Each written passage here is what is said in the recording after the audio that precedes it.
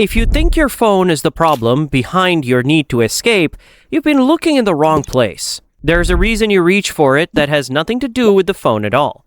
And that reason started long before the phone did. You're about to see exactly what that reason looks like. This is Mr. Wrong. He can't eat a meal without watching something. He checks his phone whenever he's watching for something. And he doesn't really enjoy being around people as much as he used to. Nothing dramatic happened. He didn't lose all his friends. His life just got quieter over time, and he didn't really notice it happening because his phone was always there to fill the silence. Everyone tells you the phone is the problem, that you will need more willpower, that you should just put it down. They're wrong. The problem isn't your phone. Honestly, your phone has become the easiest thing to turn to whenever you have nothing else going on. Everything else takes some effort. You have to call someone, make plans, go somewhere, pick up a book. Even resting can feel uncomfortable when you're used to constant stimulation. Your phone doesn't ask for any of that. It's always there. And the more tired, stressed, or bored you are, the easier it becomes to reach for it. Think about the last time you had to wait somewhere with nothing to do. A line or a red light, or maybe a gap between finishing one task and starting the next. How long did it take before your hand moved up to pick up the phone? For most people now, it's just a couple of seconds. Mr. Wrong doesn't think of himself as bored, ever. He reaches for the phone before boredom has a chance to introduce itself. That's not entertainment. That's an exit, taken before the discomfort even arrives. But an exit only matters if there's something you're escaping. So what is it? It's not that people used to be less lonely. It's that connection used to require fewer decisions. You saw people because they were already there.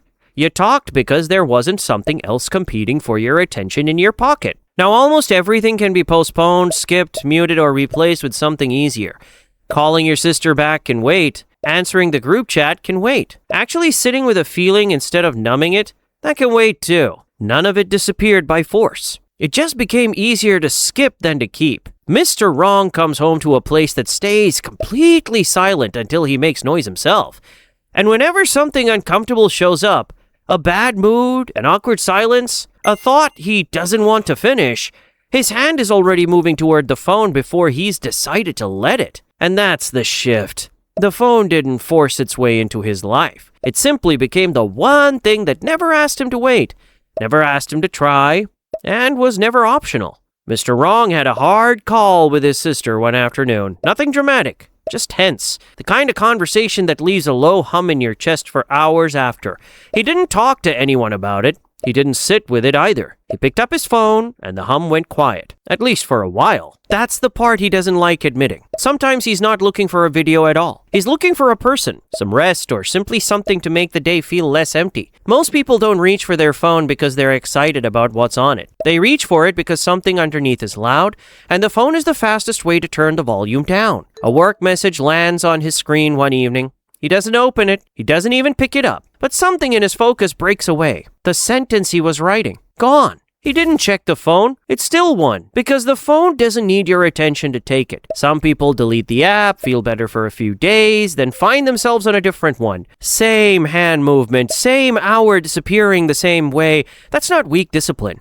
That's proof the app was never really the problem. Your attention isn't broken either. Think about the last film you didn't check your phone through. The last project that ate an entire afternoon without you noticing the time. That focus is still there. It didn't go anywhere. What's actually happening is simpler and harder to fix. The empty, uncertain moments are the ones the phone quietly took over. Because it was always available and everything else wasn't. You were never really fighting a phone. You were fighting a vacuum, and a phone will always win against nothing. That's also why Mr. Wrong doesn't really know what he'd do without it anymore. Not because he's lazy, the vacuum simply never got filled with anything else. So the phone is the only thing left standing in it. So what actually works?